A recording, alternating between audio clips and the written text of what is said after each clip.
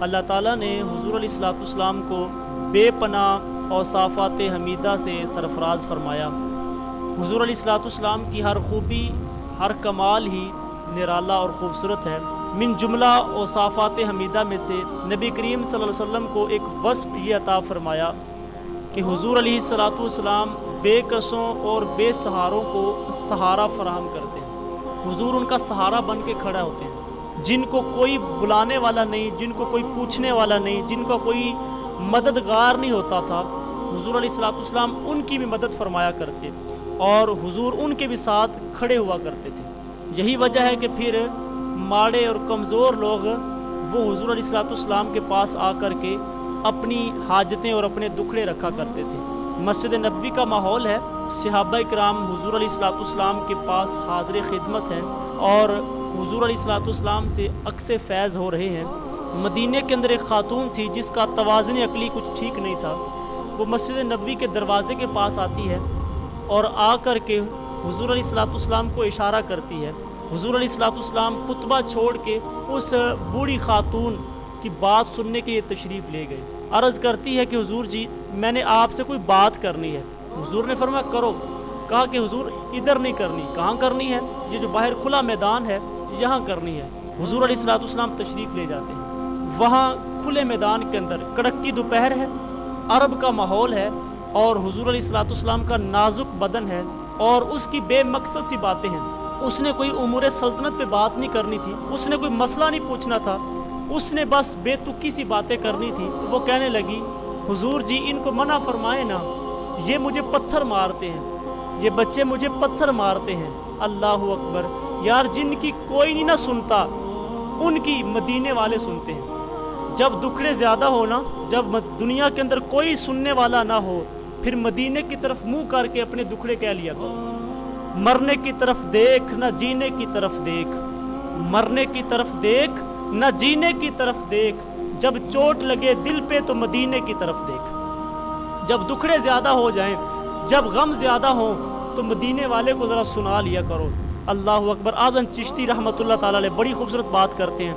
آپ فرماتے ہیں کہ آقا دے دوارے اتے غلاماں دیاں ٹولیاں، آقا دے دوارے اتے غلاماں دیاں ٹولیاں، کوئی ہندوستان سے آیا، کوئی پاکستان سے، کوئی عرب سے، کوئی عجم سے، کوئی گورا، کوئی کالا، کوئی سرائکی میں سناتا ہے، کوئی پشتو میں، کوئی اردو میں، کوئی انگلش میں نبی پاک کی بارگاہ میں سناتا ہے، اور کوئی صرف ہاتھ باندھ کے آنکھوں سے آنسو بہاتا چلا جاتا ہے اور وہ اپنی دکھڑے بیان کرتا ہے۔ تو آقا دے دوارے اتے غلاماں دیاں ٹولیاں، ایک پیا سندائے لکھاں دیاں بولیاں، ایک پیا سندائے لکھاں دیاں بولیاں۔ حضور علیہ الصلوۃ والسلام ان بے سہاروں کا سہارا بنتے ہیں۔ اللہ اکبر۔ عقیدتوں اور محبتوں کا ایک نقشہ ایک شخص نے اپنے انداز میں کھینچا۔ وہ کہتا ہے کہ وہ انتہائے عشق تھی یا نور بے حساب تھا، میں قید و بندے وقت سے آزاد اس صدی میں تھا، وہ دور مصطفیٰ تھا میں مدینہ نبی میں تھا۔ اب صحابی جاتے ہیں حضور کی بارگاہ میں، عرض کرتے ہیں آنے والے دور کا ہے امتی گناہ گار۔ اب کسی پیر صاحب سے ملنا ہو تو پہلے مرید سے کہا جاتا ہے کہ یہ ذرا ٹائم لا کے دیں۔ اب وہ صحابی کو سفارشی بنا کے حضور کی بارگاہ میں بھیجتا ہے۔ اب صحابی حضور کی بارگاہ میں جا کے کیا کہتا ہے؟ آنے والے دور کا ہے امتی گناہ گار، ہند سے یہ ہے حضور ہے مگر سیاہ کار۔ مسکرا کے آپ نے کہا کہ روکنا نہیں، امتی ہے اور وہ بھی آنے والے دور کا۔ طے ہوا عصر کے بعد ہوگی میری حاضری، روبرو نبی کے پاس ہوگی میری حاضری۔ تصور عدالت نبی کیا تو ڈر گیا کہ جا کے کیا کہوں گا میں، سوچ کے ہی مر گیا۔ صحابی رسول نے کہا کہ بیٹھ جا یہاں، محفل حضور کے اصول سیکھ لے ذرا۔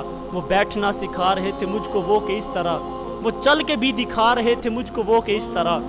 یہ بھی کہہ رہے تھے خام خواہ سے منہ نہ کھولنا، یہ بھی کہہ رہے تھے خام خواہ سے منہ نہ کھولنا، بول کے بتا رہے تھے اس طرح سے بولنا، بول کے بتا رہے تھے اس طرح سے بولنا۔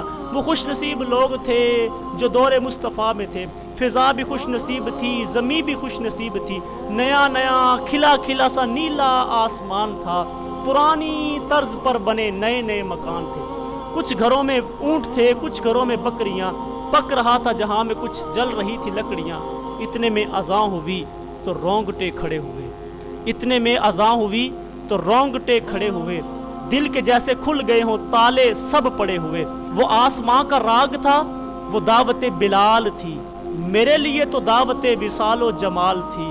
دھو لیا نہا کے میں نے وضو بھی بنا لیا، نسبت حضور میں نے عود بھی لگا لیا۔ گھر سے ہم نکل پڑے صحابی رسول کے، جا رہے تھے سب سمت مسجد رسول کے۔ وہ دھڑکنیں عجیب تھی، وہ کپ کپی کمال تھی، کہ آنکھ اشکبار تھی سراپائے ملال تھی۔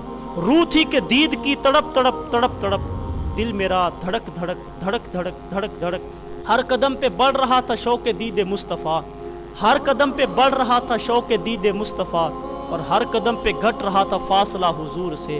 مسکرا کے دیکھتے تھے یوں صحابہ کرام، جیسے کہ وہ جانتے ہوں کون ہے یہ نوجوان، جیسا کہ وہ جانتے ہوں کون ہے یہ نوجوان۔ دیکھ کے صحابیوں کی پیاری پیاری داڑیاں، جانے کیسے رک گیا میں چوکھٹے حضور پہ۔ سنت رسول کے بغیر کیسے جاؤ گے، یہ نہ ہو کہ پھیر لیں حضور چہرہ ایک قول۔ جیسے ہی بھلا خیال دل کو میرے آ لیا، جیسے ہی بھلا خیال دل کو میرے آ لیا، نسبت حضور میں نے چہرہ بھی سجا لیا، نسبت حضور میں نے چہرہ بھی سجا لیا۔ وہ عرض کرتی ہے حضور جی یہ مجھے پتھر مارتے ہیں، ان کو ذرا منع فرمائیں نا، یہ مجھے پتھر نہ مارا کریں۔ حضور علیہ الصلوۃ والسلام نے فرمایا ہاں میں منع کر دیتا ہوں۔ اب وہ 1 2 4 گھنٹے جتنا عرصہ اس کا دل کیا وہ باتیں سناتی رہی۔ حضور علیہ الصلوۃ والسلام کان لگا کے اس کی باتیں سنتے رہے۔ میرے رسول کی یہ عادت کریمہ تھی، جب کوئی بات کرتا تو حضور علیہ الصلوۃ والسلام اس کی بات توجہ سے سنا کرتے، اور جب کوئی مصافحہ کرتا تو جب تک وہ شخص پیچھے ہاتھ نہیں ہٹاتا تھا حضور علیہ الصلوۃ والسلام ہاتھ پیچھے نہیں کھینچتے تھے۔ اب جو وہ خاتون کی باتیں شروع ہوئی، بالآخر اس کی باتیں ختم ہوئی تو وہ جانے لگی۔ صحابہ کرام کہتے ہیں ہم نے عرض کی حضور جی آپ جانتے ہیں کہ سارا مدینہ اس کی باتیں نہیں سنتا، اس کو اپنے پاس نہیں کوئی بٹھاتا، جس کے پاس یہ کھڑی ہو جاتی اس کی باتیں ختم نہیں ہوتی، تو سارا مدینہ اس کی بات نہیں سنتا، آپ ایسی ویسی عورتوں کی باتیں نہ سنا کریں۔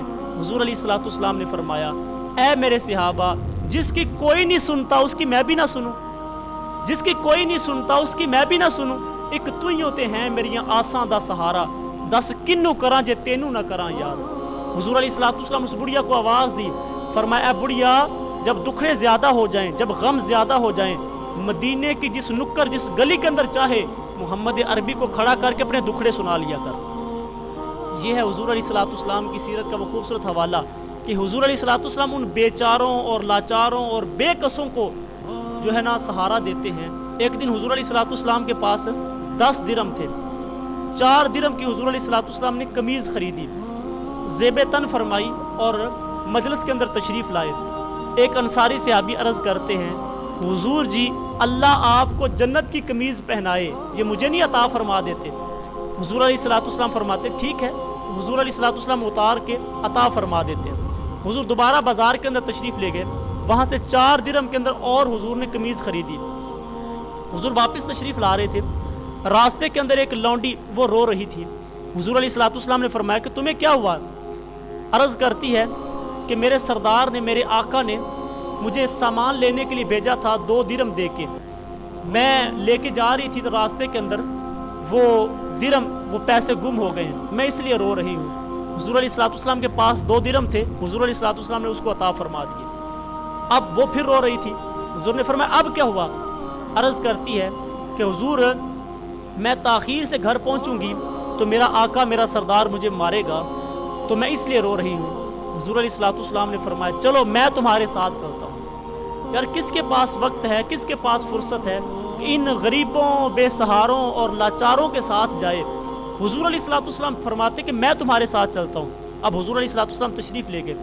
حضور علیہ الصلوۃ والسلام کی عادت کریمہ تھی کہ حضور کسی کے دروازے پہ جاتے دستک دیتے اور ساتھ سلام بلاتے، 1 دفعہ 2 دفعہ اور 3 دفعہ، تیسری دفعہ اگر وہ دروازہ نہ کھولتا تو حضور علیہ الصلوۃ والسلام واپس تشریف لے آتے۔